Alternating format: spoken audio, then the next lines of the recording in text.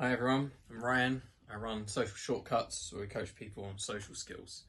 I think one of probably the main important thing in social skills is managing emotions.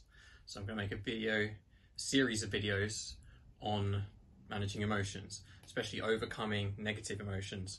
After some recent harder times, I made the most of the opportunity to study in depth, and most of this stuff I've come up with myself, on negative emotions, overcoming them, and also managing emotions in general.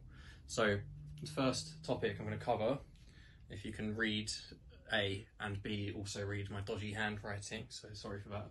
Try to space it out so you guys can read it. Potential negative events. So I think that these are the source of negative emotions these are one of the main sources of negative emotions. Bear in mind that thoughts and emotions are not necessarily the same thing.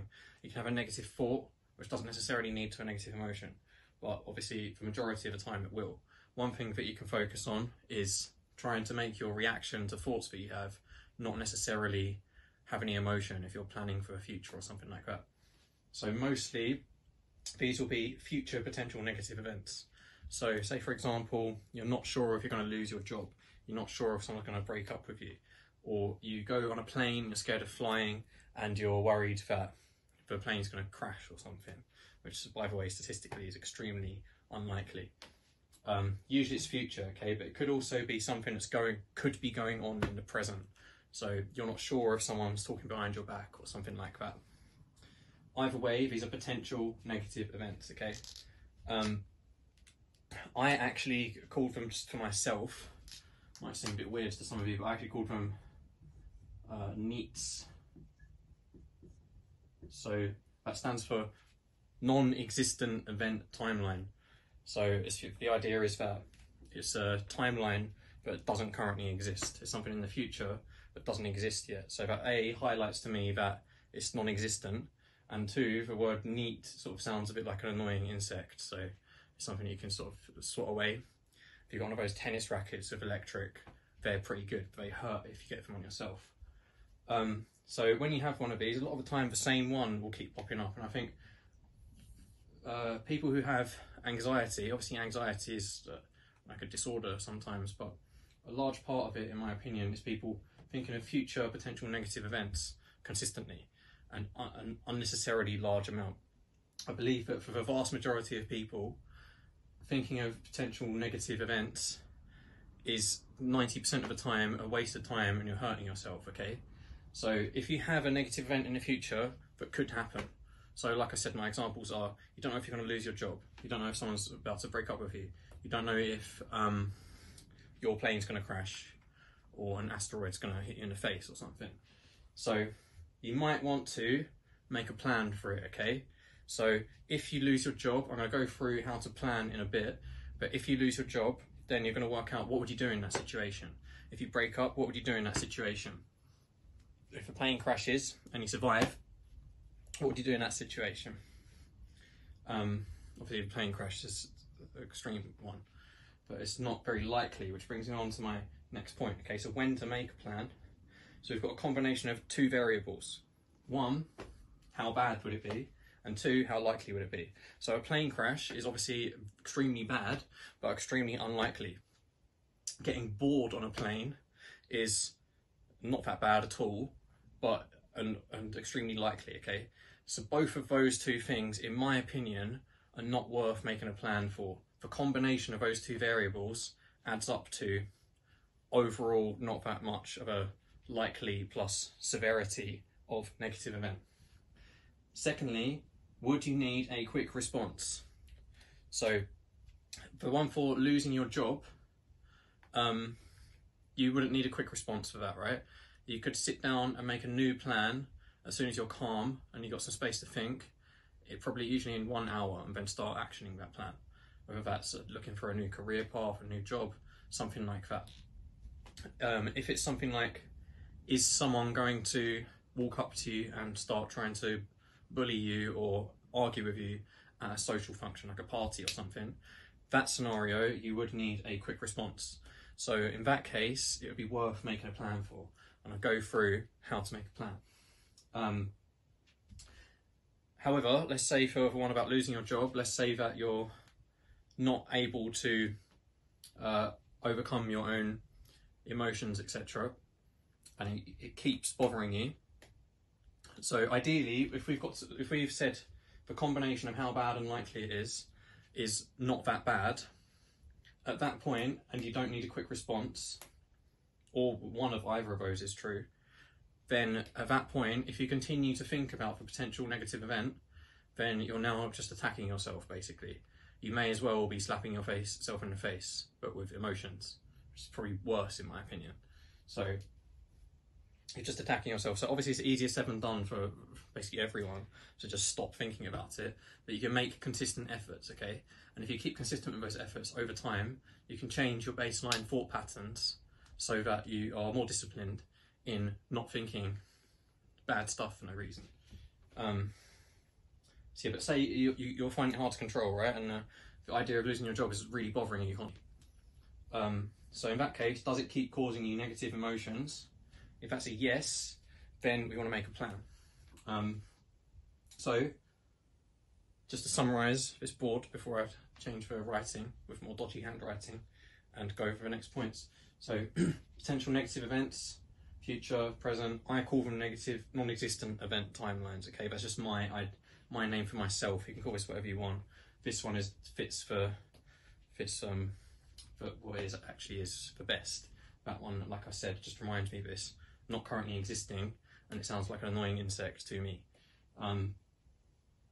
Then when to make a plan. If it's not that bad or not that likely, or combination of those two things adds up to not worth thinking about, then just try to stop thinking about it. Obviously it's not a binary thing, right? So a lot of people that we have who we coach social skills often are people who work in computers and stuff like that, and their mindset is quite binary. Either they're perfect or terrible. So that's not the case, okay? If you can cut down your thinking about it by 18% or something like that, or 27%, then that's progress. Would you need a quick response? Even if the situation is quite bad and likely, but you'd have several weeks to do something and plan if it happened, but it's still not worth thinking about it because it might not happen. And then if you've planned, then you're now dwelling on a negative event and you're making yourself feel bad. However, if you're not able to cut down your thinking about it enough, then making a plan can help you, okay? So now I'm going to move on to the next part. So, for present potential events, things that could be happening right now but you're not sure about, i.e. is someone betraying me, is my house getting burgled while I'm on holiday, is there evidence of it happening? If you've got no significant evidence of it happening, then it's not worth thinking about, and there's no reason to look for evidence either, in my opinion, because then you're just hurting yourself by thinking about something that possibly, usually probably, doesn't exist, and you're attacking yourself. Would you need a quick response? Again, is another factor in whether you should make a plan or not. If you wouldn't need a quick response and it's something that you'll have a long time to deal with, usually an hour or more, I think is if you're going to have that amount of time, it's not worth making a plan for, because you're just dwelling on something negative that usually likely hasn't happened. So that's for present events. If it's something that could have happened in the past, so say for example, one of my memories was I got this slingshot for my birthday when I was about 8, and my cousin tried to slingshot a crab, and I was here, my friend was here, and I heard the stone ricocheted off another stone. I think he missed the crab from point blank range, and it whizzed past us, and I could hear the wham sound of a bullet. So we could think like, what if that hit me in the face? Then I wouldn't have this presentable face to present these videos with. More than likely there'd be a big stone lodged somewhere, but that didn't happen, right? So for me to focus on that is basically always pointless, and you're attacking yourself. This one, in this instance, it definitely didn't happen. So for the present stuff that you don't know about, or future stuff that could happen, there is X amount of chance that it could happen, right? A plane crash is very unlikely, but it can happen. But something being different in the past that you already know about can't happen. As far as I'm aware, we're not able to time travel and change the past. So that's covering present and past potential negative events. I should say negative there, obviously. And just one more detail, and then in the next video I'm going to go through how to actually plan for them if we've come to a conclusion that it's worth planning for, okay? So one last detail is, if you're focusing on unnecessary details about a negative thing, then it's self-attack again. So say you had a breakup or you lost your job, my two examples of fairly normal, quite significant bad events. If you're counting how many days it's been since it happened, for example, that's not worth thinking about. So that's just one example of a detail. Or you had a car crash and you're thinking about what colour the car was of the other car that crashed into you. Also doesn't help at all, right? You're just focusing more on the thing that's causing you negative thoughts and therefore very likely negative emotions. So that's about potential negative events, how to work out and to plan. And if you're not going to make a plan, you're going to try to cut down as much as possible how much you're thinking about it, ideally to 0, which is probably pretty much impossible, but you want to aim for that ideally and not get annoyed at yourself if you slip up, okay? Because if you get annoyed at yourself for slipping up on cutting down your negative thoughts, that being annoyed at yourself is a negative thought. So you're basically attacking yourself more. And what I've come to realise is that a lot of negative emotions are just a result of us metaphorically slapping ourselves in the face. This is part 2 of a series on managing emotions, which in my opinion is the most important thing in social skills. Specifically, I'm going over more how to deal with negative emotions and bad things that can happen either in your life or in your head. So the last one I made, which you will likely want to watch first before this one, is about potential negative events. So a potential negative event could be something that could happen in the future, something that could be happening now, or something that could have happened in the past, which is kind of not potential really, because it just hasn't happened. And like I said in the last video, thinking about something potential in the past is basically completely pointless because of that. It hasn't happened for sure. Whereas the other ones have a chance they could be happening or have happened. So in the last video, I went over how to get to the point where you decide whether to make a plan and then try to not think about it anymore until the event happens or doesn't. When to decide to make a plan or not to make a plan. So this video is about how to make the plan if you've decided that it's worth making a plan for. I went through the variables, etc. on how to reach that decision. So planning for potential negative events, for those of you who can't read my dodgy handwriting, I've tried to make it as clear as possible. People have told me in school that my handwriting looks like a spider has run around in some ink and around on the page. So hopefully it doesn't look like that. Hopefully it looks more like a ant or caterpillar. So here's how you plan for a potential negative event. Common examples of a significant potential negative event, like I said before, could be you lose your job, you have a breakup, someone dies, something like that. Something that will probably happen in your lifetime, probably several times, and is very bad, right? Those are usually the most likely things that you want to do this for. Some people can have weird, different lives or have certain things happen to them also. So 1, write down what the event is for clarity. 2, write down the negative emotions that you would feel. So these 2 points, in my opinion, are important just so that you can be clear about what it is and why you're not going to feel good about it. Number 3 is write down the actions that you would take. So a lot of the time the potential negative events, especially in the future, so for example losing your job, the negative emotions often, in my opinion, stem from negative thoughts which are around uncertainty. What would I do? I don't know what I would do, etc. So making a plan beforehand can relieve some of that anxiety and uncertainty. So if I lost my job, Here are some people that I know who might have a position for me available that I can contact, write them down. Here are some agencies or whatever that I can contact. Here's how I would survive with my income. You can even start pre-planning just as a just in case. You can like save up a bit of extra money or something like that might be necessary for you. So this can also lead you to take potential countermeasures. So that's for actions. Then the next thing is, what emotions or philosophical or philosophical perspectives would you have that might help you? So, for example, if someone betrays you, then you might think to yourself, well, I'm glad that I found out that first. I'm glad that I found that out sooner rather than later, when it might have been worse. Or say that you get fired from your job because your manager is discriminating against you for some reason. Again, you might take away a perspective that, okay, well, I'm glad that happened first. Something like that.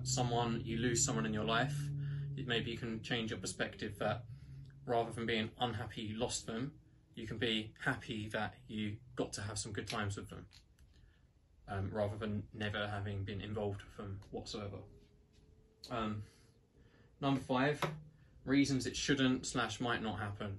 This one I think is more important if the potential negative event is unlikely.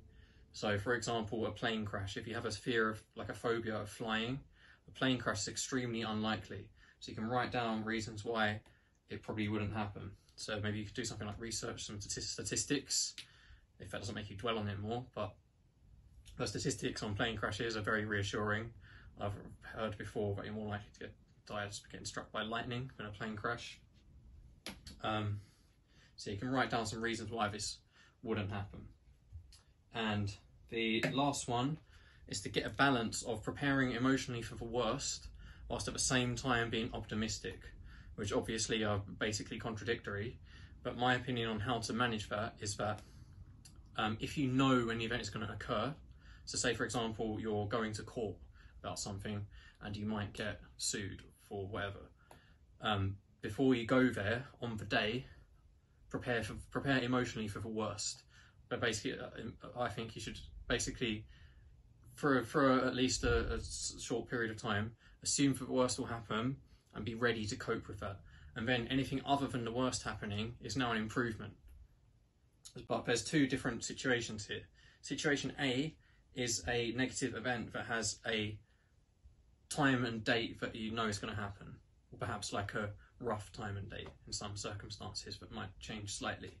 In those circumstances, as the event approaches very close to the event happening, potentially, that's when I would prepare for the worst. If it's something that could happen at any time, then what I think is good to do is just to prepare emotionally one time for that happening. And then after that, anything else is an improvement. Other than that, I think it's good to be optimistic about the situation and assume that the good path is what's happening and what's going to happen. And that way I think you get a good balance of being optimistic, which I think should be the vast majority of your perspective that you try and push for yourself, and I guess pessimistic in terms of being prepared emotionally for the worst before it happens, which in a sense is almost optimistic, because then anything other than the worst thing possible is now a bonus to some extent. So this is how to plan. I have a special notebook that I have just for this stuff, so I don't want to mix negative potential events in with my other stuff I'm writing down. So I have one specific to that. So I've wrote it down, I've dealt with it, I've internalised it. Maybe I can look back on it if I need to brush up on what I might do. But mostly just one time plan. And then after that, if you continue to think about it, you're attacking yourself and you're making yourself feel negative emotions, or at least have negative thoughts for no reason. So if you don't need to plan, try to cut down how much you think about it, ideally to 0, which is probably pretty much impossible, but approaching that would be ideal. And if you do need to plan for it, here's my proposed way of doing that. And then after you've made the plan, put your plan away and then try to cut down on your thinking about it. So Next video, I'm going to go over actual events happening in the present, and there's going to be two videos. One is going to be for actual events that are non-social, and one's going to be for actual events that are social things that are happening, that are interactions between people rather than interactions with your own thoughts, emotions, and your surroundings. This is the third video in the series on how to control and manage your emotions, which I think is the most important thing in social skills. Second is quick thinking. I've been through in the first two videos what to do when it comes to future potential events and how to manage planning and overthinking. Obviously most people tend to do way too much of the overthinking side. Here I'm going to go through actual events that happen, because obviously a future event that you predict might happen, like am I going to have this bad thing happen to me, am I going to lose my job, is my plane going to crash, whatever. These haven't actually happened. So it's how to deal with things that are actually happening. And I'm going to go through, in this first video, social things, and then I'm going to go through things that don't involve other people, because I think that managing your emotions by yourself is definitely still social skills, because the way that you deal with your emotions generally has a massive impact, whether indirectly or directly, when you are with people. So number one is your immediate response. So as usual, I apologise for my handwriting. My handwriting has been bad all of my life, but as long as you have ears, you'll know what it says by the end, because I'm going to go through it all. Sorry if anyone doesn't have ears. So don't immediately respond with negative emotions and assume there's a good reason for why this bad thing is happening. So something happens that triggers you immediately and you feel annoyed, usually annoyed, or some other kind of negative emotion. Could range from someone knocking something over, saying something that you don't agree with or offends you, or someone stealing your shiny Pokemon cards, which in school would have been the worst one by far.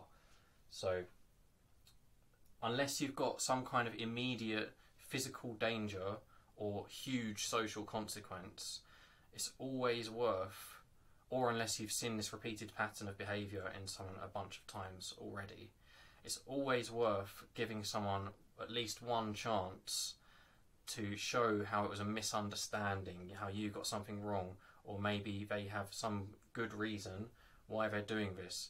Maybe they're trying to help you somehow and it's just not in a way that you agree with. Maybe they've got their own stuff going on, something bad just happened to them and they're venting their anger. Obviously that's them in the wrong, but ideally we want to have some compassion for people in general. So it's good to assume if someone's doing something bad, first of all see how it could be a misunderstanding, then we can assume to some extent that they must have something bad going on with them. If it keeps happening, then we can start defending ourselves. But that's a topic for another video. I'm going to go through how to deal with conflict later down the line. So yeah, try to train yourself to not immediately send negative emotions back at people and respond in a way where you're purposely trying to cause them negative emotions. Whether that's by being passive aggressive, bitchy, directly aggressive, violent even, I hope not. Just try to train yourself to have that one part where you say stop for a moment, what's going on, you try to reason with people instead. Point two, choose the right time to deliver bad news.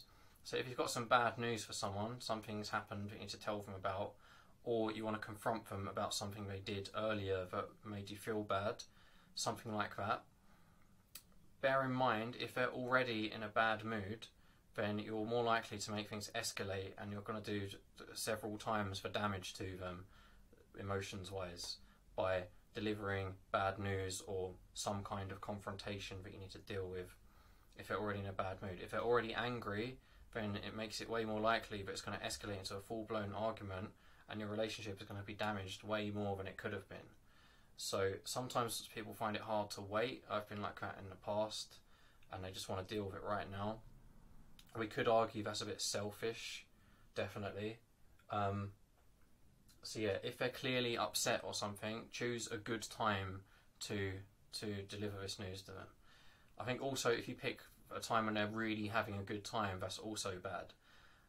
I think the optimum point to deliver bad news to someone, if you don't intend to harm them, is when they're just in like a normal state, especially not when they're bad.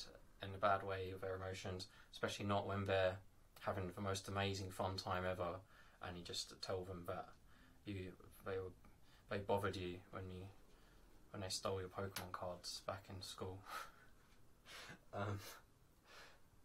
Number 3, keep emotions controlled even if you need to sound like they aren't. So talking of school, if you're a teacher in a school with teenagers, then that's a time where you might need to express some like strict anger or something towards the pupils if they're in a school where everyone's messing around, which was my class at school. Luckily I ended up using lots of my messing around in a practical way to help people in the end. So yeah, if you're in a situation, maybe you're a drill sergeant in the army or something like that, if you need to sound like you're pissed off or something like that, try to still keep your emotions calm on the inside. It's possible for me to yell at the camera right now. I'm not going to. Don't worry, don't run away. But it's possible for me to do that and look angry without being angry. So if you need to do that, usually for some kind of job, this is necessary. But yeah, if you're actually generating negative emotions to do that, then you're attacking yourself, and then you're, after the event where you needed to be strict for a second or whatever, you're going to have negative emotions now, so you're more likely to then respond negatively to people around you. And people pick up on this through subtle cues as well. Voice tone, body language, energy, if you believe in energy, pheromones, if that's a thing for you, for the smelly people out there. Number 4, look for humour if things are negative. So you just had a situation where something awkward occurred, people just had an argument, something like that. Looking for jokes is a good way to get out of that. As always with social situations, if you can store something in your mind for later in the situation, so one conversation technique for not running out of things to say, which I'm making a video course on very soon, being released by the way, next week, is if you're in a conversation about whatever topic, bananas, and then you think of something that you can say next, like the economics of bananas or something, you can wait until that topic is finished to then introduce the topic that you've banked for later, and you're less likely to run out of things to say. So a similar thing here, if there's a confrontation of some kind or something's negative's going on, someone's upset, you think of a joke, it might be inappropriate to say it at that time, but you can store it there, and if it's still relevant once you get to the point where it's more okay to present the joke, then you can use it to bounce out of the situation and to make things positive from a negative environment. Humour is a super powerful tool in loads of different ways, and one of the ways is it can lift people out of scenarios where there's a lot of negative emotions and lift them back up quickly. Number 5, control body language. So obviously your mood impacts your body language, but your body language also impacts your mood. One thing I've found, this also is good if you're on your own even, and something upsets you, or you're feeling really down, just sit up really straight, or stand up really straight, and lift your chin up above sort of this equator, this like horizontal line here. Lift it up past that, and it makes a very big impact on your emotions. So other things we can do, we're not going to go loads into body language, but open up your body. If you have more open body language, then it puts you in a more sociable state, and it makes you come across more sociable to other people who will then engage with you more positively, and everything escalates. It usually snowballs in either direction with body language. It's going to get worse and worse, or it's going to get better and better. So there is some level of fake it till you make it. Facial expression, try to smile a bit. Obviously that's not always possible if you're feeling bad, but I found posture actually is the main one. If you stand or sit really straight, then it affects your emotions massively. I've had trouble with posture in the past from doing so much martial arts. You have to crouch for boxing, etc. So that's something I've been working on, and I found that it's made a massive difference to my emotions. Why does this bother me? So I used X there for the algebra people out there, the maths types, etc. So anytime something bothers you, this is a really good thing for long-term growth, etc., for yourself, for your emotional well-being, for your emotional maturity especially. When something bothers you, you think, why did it bother me? Or maybe at the time you might need to react to something, but just try and remember later to think back and think, why did that bother me? And a lot of the time you end up realising that you were being selfish or unreasonable, or it doesn't need to bother you, or something like that. And over time you'll encounter similar situations and you won't freak out or suddenly go mental or like blow up someone's house or something. I hope no one's done that here. Unless you're an explosives expert and no one was in the house or something like that. So this is 6 ways to, or 6 points around actual events of the social variety. So my series on managing emotions will continue. I'm hoping to make 1 video a day now, so I'm just checking this one's alright, so it's got a nice new microphone. For those of you that said the sound wasn't that good last time. Yeah, I'd recommend making notes and implementing these. Stay tuned.